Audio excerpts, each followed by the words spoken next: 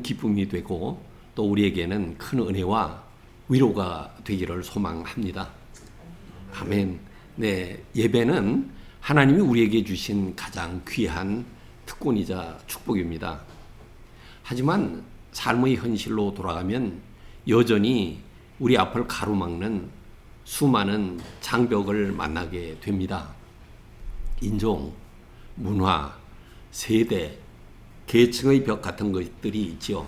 이런 것들은 우리를 나누고 갈등하게 합니다.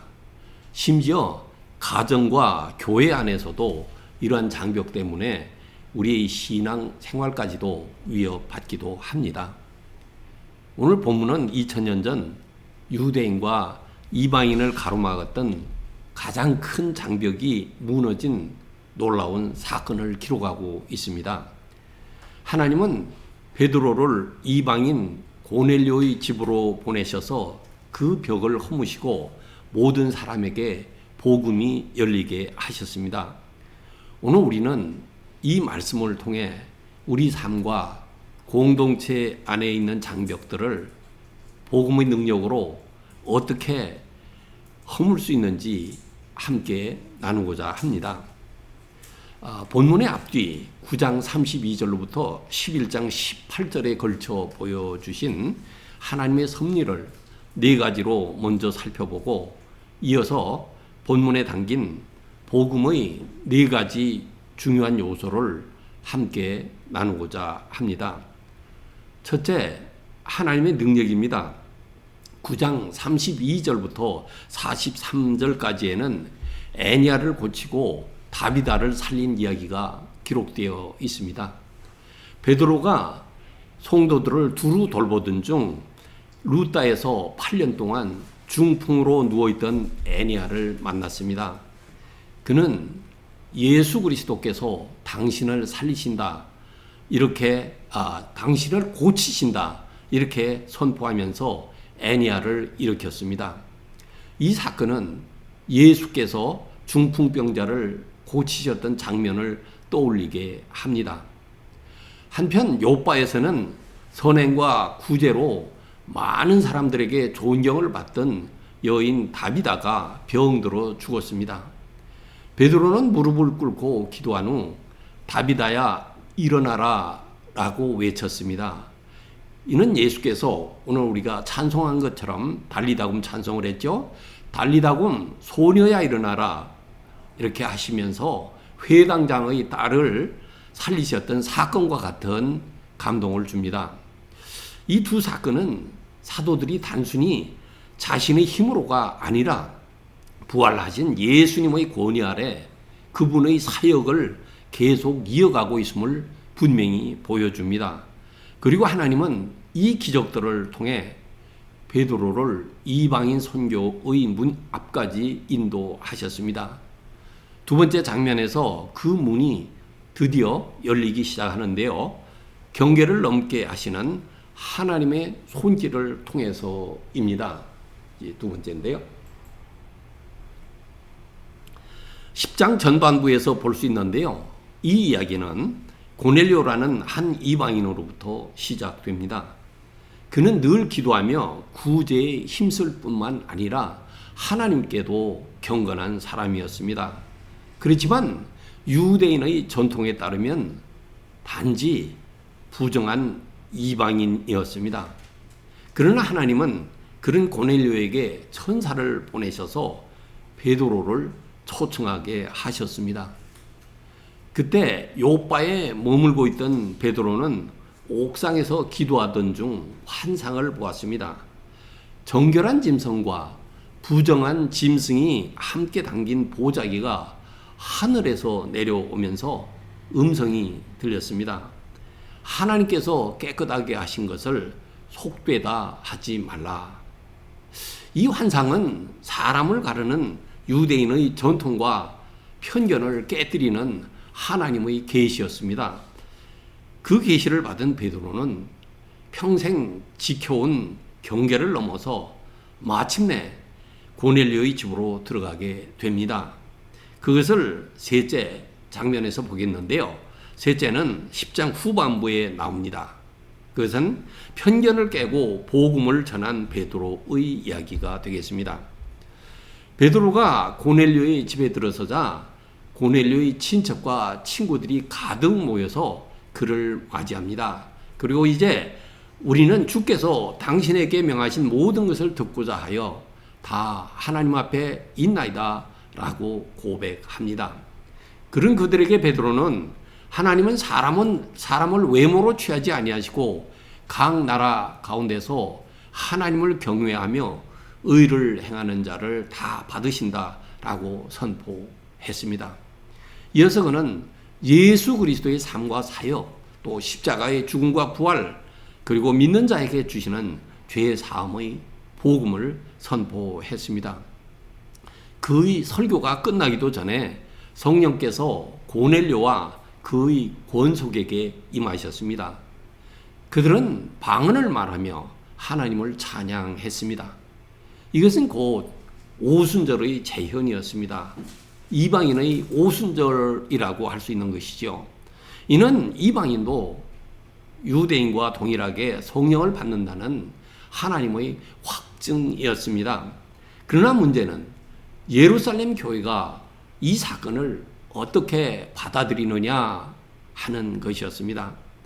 그것은 11장 1절부터 18절에서 교회가 복음의 보편성을 인정한 네 번째 사건에서 볼 수 있습니다. 예루살렘 교회는 처음에 베드로가 이방인의 집에 들어갔다는 사실에 큰 충격을 받았습니다. 여러 가지 말들이 많았을 것 같습니다. 그러나 베드로는 하나님께서 이 일을 어떻게 주도하셨는지를 차분히 설명했습니다. 특히 그는 그들이 하나님의 성령을 받았는데 내가 누구이기에 하나님을 능히 맡겠느냐라고 고백했습니다. 하물며 교회가 어찌 하나님을 막을 수 있겠습니까? 결국 예루살렘 교회도 하나님께 영광을 돌리며 이렇게 선언하게 됩니다. 그러면 하나님께서 이방인에게도 생명에 이르는 회개를 주셨도다. 사실 이 순간은 교회가 복음의 보편성을 받아들이게 된 역사적인 전환점이었습니다.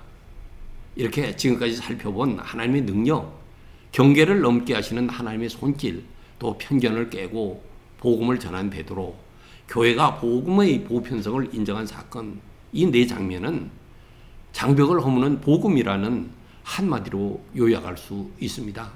그래서 여러분들과 오늘 함께 나누는 말씀의 제목을 장벽을 허무는 복음이라는 이런 제목으로 잡았습니다. 하나님께서는 땅끝까지 복음을 전파하기 위해 사울을 이방인의 사도로 세우시기 전에 먼저 사도들 가운데 가장 권위가 있었던 베드로를 통해 이방인 선교의 모델을 세워주고 있는 것입니다. 하나님이 뜻하신 바대로 이 사건은 바울의 이방인 사역에 큰 영향을 주었습니다. 바울의 서신과 설교를 보게 되면 오늘 본문에서 베드로가 전한 복음의 핵심 내용들이 계속해서 나오게 되는 것을 알 수 있습니다. 베드로가 선포한 복음과 바울의 복음은 같은 뿌리를 가지고 있다는 것이겠죠. 그리고 이 모든 것은 사실 오순절의 베드로가 유대인들에게 처음 전했던 복음의 연장선이라고 할 수 있습니다. 그때 유대인에게 선포된 복음의 요약이 현대를 사는 우리에게도 또한 말씀하고 있는데요. 현대인의 성경은 하나님께서 예수 그리스도를 통하여 평화의 기쁜 소식을 이스라엘 사람들에게 전해주셨는데 이 예수님이 바로 모든 사람의 주님이십니다 라고 말하고 있습니다. 이 36절의 말씀을 제가 현대인의 성경으로 소개해 드렸습니다. 사랑하는 성도 여러분, 모든 사람의 주님이신 예수께서 이스라엘을 넘어 모든 사람에게 복음을 주셨습니다. 예루살렘에서 시작된 복음은 유대와 사마리아를 거쳐 오늘 우리에게까지 이르렀습니다. 이제 여러분은 이 복음 앞에서 어떤 결단을 하시겠습니까? 혹시 마음에 생기곤 하는 벽 때문에 머뭇거리시지는 않겠는지요? 아니면 모든 장벽을 허무시는 주님 앞에 순종하며 믿음으로 나아가시겠습니까? 언제나 순종과 믿음으로 나가실 여러분들을 위해 베드로가 전했고 우리가 전해야 할 복음의 4가지 요소를 전하겠습니다. 첫째, 복음은 예수님의 삶과 사역입니다. 구약시대 이스라엘에서는 제사장, 선지자, 왕을 세울 때 기름을 머리에 부어 권위와 능력을 주었습니다. 그러나 나사렛 예수께는 사람이 붓는 기름이 아니라 하나님께서 성령과 능력을 부어 주셨습니다. 그분은 제사장과 선지자와 왕의 삼중직을 감당하시는 메시아로 세워지신 것이지요. 38절이 그것을 말하고 있는데요. 우리 함께 읽겠습니다. 하나님이 나사렛 예수에게 성령과 능력을 기름 붓듯 하셨음에 그가 두루 다니시며 선한 일을 행하시고 마귀에게 눌린 모든 사람을 고치셨으니 이는 하나님이 함께 하셨음이라. 아멘. 선한 분은 하나님 한 분뿐이라고 예수님이 말씀하신 적이 있습니다. 마가복음과 누가복음에서 볼 수 있는데요. 그렇기 때문에 선한 일은 하나님의 일이라고 우리는 정의할 수 있습니다. 그런데 예수님은 하나님의 선한 일을 행하셨습니다. 지금 그것을 여기에서 선한 일을 행하시고 이렇게 말씀하고 있지 않습니까? 즉 이 장면은, 이 말씀은 그분이 하나님이심을 나타내 보이신 것입니다. 마귀의 억압 아래 있던 자들을 자유롭게도 하셨습니다. 그래서 그분은 마귀보다 크신 만유의 주님이심도 드러내셨습니다. 이러한 놀라운 일들은 하나님께서 예수와 함께 하심으로 가능했던 일입니다. 그리고 하나님께서는 그 능력을 사도 베드로에게도 주셨습니다. 우리는 이미 말씀의 그 첫 장면, 4가지 장면 중 그 첫 장면에서 애니아를 고치고 마비다를 살린 사건에서 이것을 확인했습니다. 예수께 주셨던 성령과 능력을 베드로에게도 주셨다는 사실은 하나님께서 베드로에게도 베드로와도 함께 하신다는 분명한 증거였습니다. 그러므로 이 분명한 증거를 가진 베드로의 증언은 단순한 말이 아닙니다. 진실하고 확실한 권위를 가진 증언이고 선포입니다. 이제 그 권위 있는 증언과 선포로 이어지는 두 번째 복음의 요소를 보겠습니다. 예수님의 죽음이 복음이라는 선포입니다. 복음은 기쁜 소식입니다. 하지만 예수님의 죽음을 우리가 어떻게 기쁜 소식이라 말할 수 있겠습니까?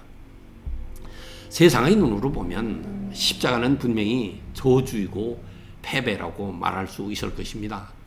그러나 믿음의 눈으로 보면 십자가는 속죄이고 승리이고 복음입니다.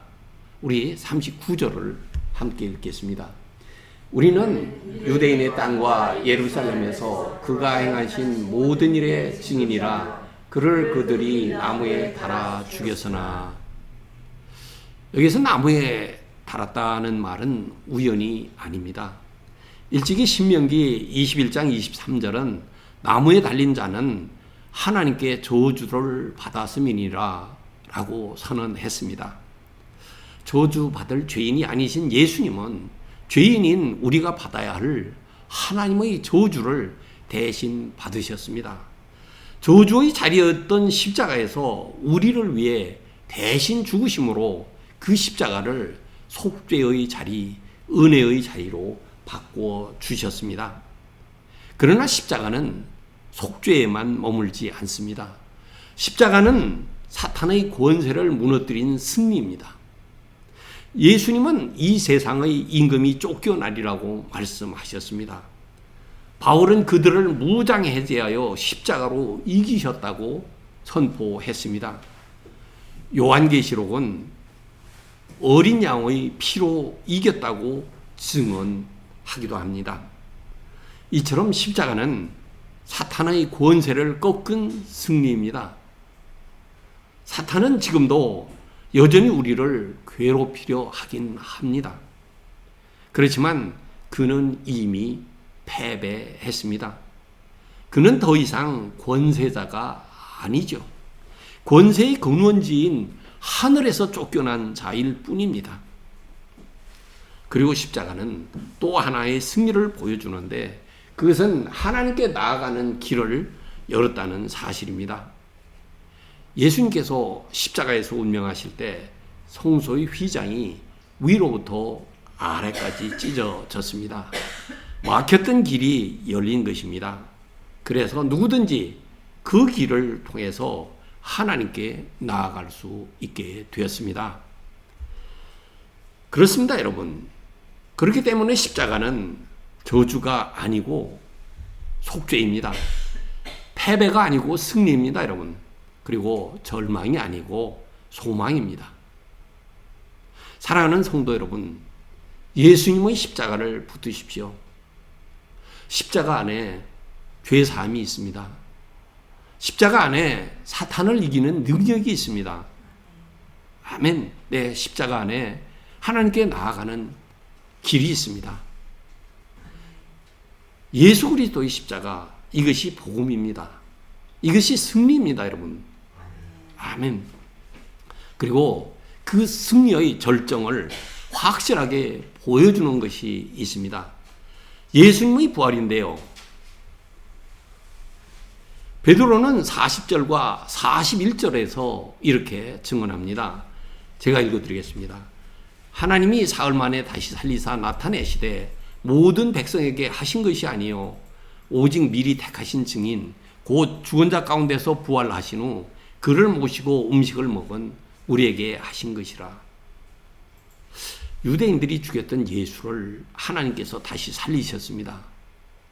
이 사실을 전하는 베드로가 굳이 사흘 만에라고 한 이유는 그 당시에도 부활을 믿지 못하는 사람들이 많았기 때문입니다. 3년 동안 예수님을 따라다녔지만 부활하신 주님을 보기 전에는 믿지 못했던 제자도 있습니다. 그랬던 도마에게 예수님은 말씀하셨습니다. 보지 못하고 믿는 자들은 복되도다. 요한복음 20장 29절이죠. 그 시대 사람들은 보고 믿을 수 있었지만 오늘 우리는 성경 말씀을 통해 믿습니다. 직접 보지는 못했지만 주님께서는 성경의 증언을 따라 믿는 자들에게 복을 약속하셨습니다, 여러분. 여러분, 주님께서 보지 못하고 믿는 자들은 복되도다 하신 말씀이 우리에게 주신 말씀이라는 사실을 생각할 때 감사하고 정말 감사하지 않습니까? 아멘. 아멘. 그렇습니다. 이제 아멘의 믿음으로 하나님의 복된 백성 되신 여러분 성도님들을 우리 주님 예수 그리스도 이름으로 축복합니다. 아멘. 네, 그렇다면요, 우리가 붙드는 이 부활신앙이 왜 그토록 중요한 것일까요? 사도 바울은 이렇게 대답합니다. 그리스도께서 만일 다시 살아나지 못하셨으면 우리가 전파하는 것도 헛것이요 또 너희 믿음도 헛것이며. 그렇습니다, 여러분. 부활이 없다면 우리가 전하는 설교도 헛것입니다. 우리가 붙드는 믿음도 헛것입니다.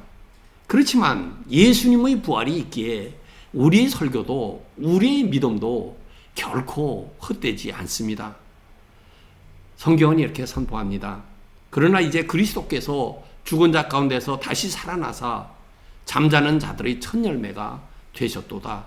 고린도전서 15장 20절 말씀인데요. 다시 읽어드릴게요. 그러나 이제 그리스도께서 죽은 자 가운데서 다시 살아나사 잠자는 자들의 첫 열매가 되셨도다. 여러분, 첫 열매 잘 아시지요? 첫 열매는 뒤에 맺힐 풍성한 열매를 보증한다는 것 우리는 잘 알고 있습니다. 예수님께서 부활의 첫 열매가 되셨기에 우리 모두의 부활이 반드시 보장되는 것을 우리는 믿을 수 있습니다. 아멘. 사랑하는 성도 여러분, 예수님의 부활을 굳게 붙드십시오. 아멘. 아멘. 네, 그 부활이 우리의 믿음을 든든히 세우고 우리의 소망을 흔들림 없이 확증합니다. 이제 마지막으로 부활의 승리가 우리를 어떤 소망으로 이끄시는지도 살펴보겠습니다. 그것은 예수님의 심판과 구원에서입니다. 지금까지 우리는 복음의 핵심 요소인 예수님의 삶과 사역, 십자가의 죽음과 부활이 우리에게 소망을 주는 기쁜 소식이라는 것을 살펴보았습니다. 그런데 복음은 거기서 멈추지 않습니다. 우리 42, 43절을 함께 읽겠습니다. 우리에게 명하사 백성에게 전도하되 하나님이 살아있는 자와 죽은 자의 재판장으로 정하신 자가 곧 이 사람인 것을 증언하게 하시었고 그에 대하여 모든 증언하되 그를 믿는 사람들이 다 그의 이름을 힘입어 죄 사함을 받는다 하였느니라. 아멘. 네, 베드로는 분명히 증언합니다. 2000년 전에 우리의 구원자로 오신 예수님께서는 마지막 날에 우리의 심판주로도 재판장으로도 오실 것이라는 사실을요. 그날에는 산자와 죽은 자 모든 사람을 심판하실 것입니다. 그 어느 누구도 예외가 될 수 없습니다. 사실 심판이라는 단어를 들으면 우리는 좀 거북하고 두렵습니다. 그러나 그리스도인은 두려워할 필요가 없습니다. 왜냐하면 예수님은 믿지 않는 자에게는 영원한 부활을 선언하실 분이지만 여러분들과 저처럼 그분의 이름을 믿는 자, 곧 그분의 인격과 사역의 효능을 의지하는 자들에게는 영원한 생명의 부활을 주시는 구세주이시기 때문입니다. 그래서 사도들은 예수님을 심판주의자, 구세주로 증언했습니다. 구약의 선지자들 또한 그렇게 증언했습니다. 그리고 지금도 기록된 성경을 통해 우리에게 증언하고 있습니다. 그러므로 우리도 믿고 증언하지요. 여기에는 유대인만이 아니라 모든 이방인도 포함됩니다. 경계를 넘어 또 장벽을 넘어 그 복음이 땅 끝에 있는 극동의 한국에까지 왔습니다. 그리고 우리가 이민와 사는 이곳 또 다른 땅끝 미국 땅까지 왔습니다. 사랑하는 성도 여러분, 이것은 바로 장벽을 허무는 복음이 이루신 일들입니다. 모든 민족과 언어와 백성을 향해 열려있는 복음, 그 복음을 우리에게까지 주신 하나님께 감사와 영광을 올려드립니다. 아멘. 여러분은 마지막 날 심판주 앞에 서실 준비가 되셨습니까? 그날 두려움으로 서시겠습니까? 아니면 구원받은 기쁨으로 서시겠습니까? 오늘 이 시간 예수 그리스도를 믿음으로 붙들고 죄의 사함과 영생의 복음을 확실히 붙드시기를 주님의 이름으로 축원합니다. 아멘. 제 결론입니다. 오늘날에도 여전히 그리고 분명히 종교와 국가, 민족과 사회 계층 사이에는 크고 견고한 장벽이 존재합니다. 하나님께서는 그 장벽을 허무시고 우리에게까지 복음을 주시기 위해 베드로로 하여금 애냐를 고치고 다비다를 살리게 하셨습니다. 그것은 예수님의 권위 아래 사도들과 그 사명을 계승한 교회를 통해 주님의 일을 계속하시겠다는 확실한 증표였습니다. 그리고 이어서 보여주신 경계를 넘게 하시는 하나님의 손길, 편견을 깨고 복음을 전한 베드로, 교회가 복음의 보편성을 인정하게 하신 것까지 보여주신 네 사건은 우리를 향하신 하나님의 기고 높으신 사랑의 섭리였습니다. 그렇게 2000년 전 베드로가 예수님의 권위로 선포한 복음은 오늘도 동일하게 살아 있습니다. 예수님의 삶과 사역, 십자가의 죽음과 부활, 심판과 구원, 이것이 오늘날 우리가 믿고 전해야 할 복음입니다. 사랑하는 성도 여러분, 하나님의 세밀하신 섭리를 기억하십시오. 베드로처럼 복음을 붙드십시오. 예수 그리스도의 이름으로 차별과 편견의 벽을 허무십시오. 그리고 이웃과 열방을 향해 담대히 나아가십시오. 그럴 때 우리 교회와 우리들 성도의 삶이 장벽을 허무는 복음의 증거와 모델이 될 것입니다. 주님께서 우리와 함께 하시며 그 일을 반드시 이루실 줄 믿습니다. 아멘. 언제나 한결같이 믿고 순종하실 여러분들을 우리 주님 예수 그리스도의 이름으로 축복합니다. 아멘. 기도하겠습니다. 사랑과 은혜가 풍성하신 하나님 아버지, 오늘도 우리에게 복음을 주시고 믿음과 소망을 새롭게 하심에 감사드립니다.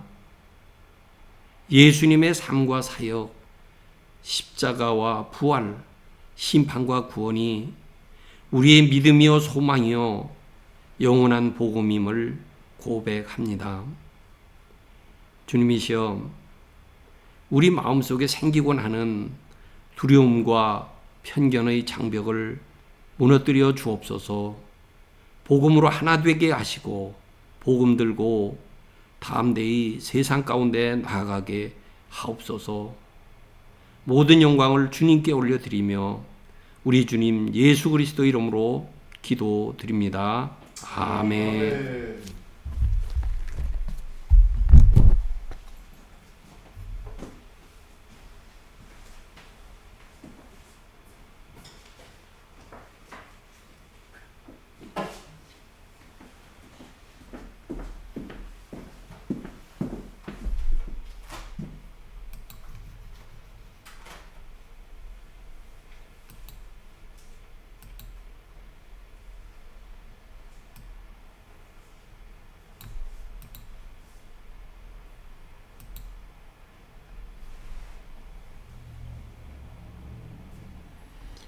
목사님 귀한 말씀 감사합니다. 오늘 목사님 말씀을 통해서 아까 그 설교 말씀 중에 심판과 구원, 우리 그 말씀 하는 순간 우리가 언젠가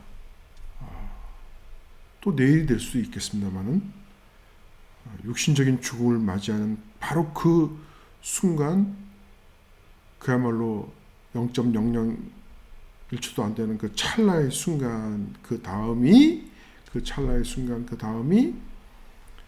숨을 먹과 그 다음, 바로 그 다음 순간, 빛과 같은 그런 속도의 그 짧은 순간, 그 순간이 우리들에게는 심판의 순간이 될 것이고, 그 심판의 순간에 우리가 하나님 앞에 담대한 모습으로 서서 정죄의 심판을 받는 것이 아니라 영광의 멸류관을 받는 그런 심판이 될 것을 우리가 확신할 수 있도록 우리의 삶이 우리 주 예수 그리스도의 형상을 닮아가도록 그렇게 살아야 되겠다는 다짐을 다시 한번 하게 됩니다. 그래서 우리들의 그 육신적인 죽음이 고통이나 슬픔이나 두려움이 아니라 오히려 그 영광스러운 그 순간을 생각하면 너무나 기쁘고 환희에 넘쳐서 환하게 웃으면서 죽음을 맞이하고 또 사랑하는 그 가족이나 가장 가까운 친구에게 잠시 후에 천국에서 우리가 부활한 몸으로 다시 만나자고 그렇게 인사하는 그런 모습의 우리가 되기를 소망하게 되었습니다. 오늘 말씀 너무 감사합니다.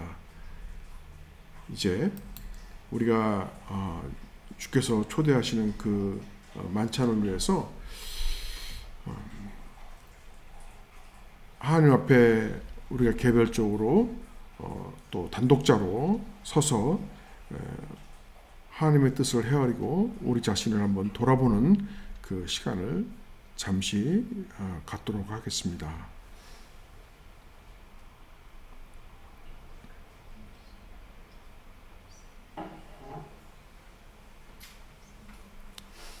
짧은 순간이지만 이 짧은 순간 동안에 나 자신 깊은 내면 속에 있는 어떤 죄된 본성이 있는가, 또 그 죄된 본성을 내가 떨쳐버리고 다시 한번 예수 그리스도의 말씀에 순종하여 그리스도의 형상을 닮아가는 그런 영적 비약을 결단하고 기쁨의 순간이 되기를 소망합니다.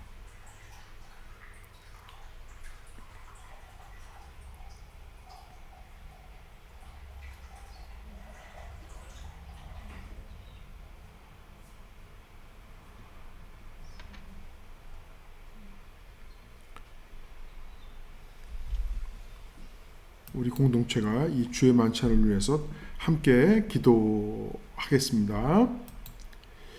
지극히 인자하시고 사랑이 많으신 예수 그리스도시여, 우리들의 주님께서는 우리와 같은 죄인들을 위하여 죽으셨으나 사흘 만에 부활하셨고 하늘에 오르사 지금 하나님 우편에 앉아 계시는 줄 믿습니다. 지극히 높으신 분인 우리의 주님께서 당신의 백성들을 위하여 이렇게 만찬을 베풀어 주심에 한없이 깊은 감사를 드립니다. 우리가 주님의 거룩한 몸과 피를 상징하는 이 떡과 잔을 마실 때 주님의 죽음과 우리의 거룩함을 위한 영적 비약을 명령하셨음을 기억하겠습니다. 이제 우리가 그리스도의 몸과 피를 나누면서 주님의 죽음과 영적 비약을 기억하는 그 순간 우리로 하여금 변화를 위한 뜨거운 열정과 결단의 의지를 품게 하옵소서. 우리는 오늘 주께서 주신 말씀인 장벽을 허무는 복음의 믿음을 가슴에 새기고 주님의 역사하심에 반응하여 따르고자 합니다. 주여, 부디 이 시간을 통해 우리들의 영적 비약이 이루어지게 하옵소서. 그리하여 주님의 뜻에 따라 우리들의 실존적 자아가 변화되고 그리스도의 성품을 본받는 자가 되게 하옵소서. 우리 주 예수 그리스도의 이름으로 기도드리옵나이다. 아멘.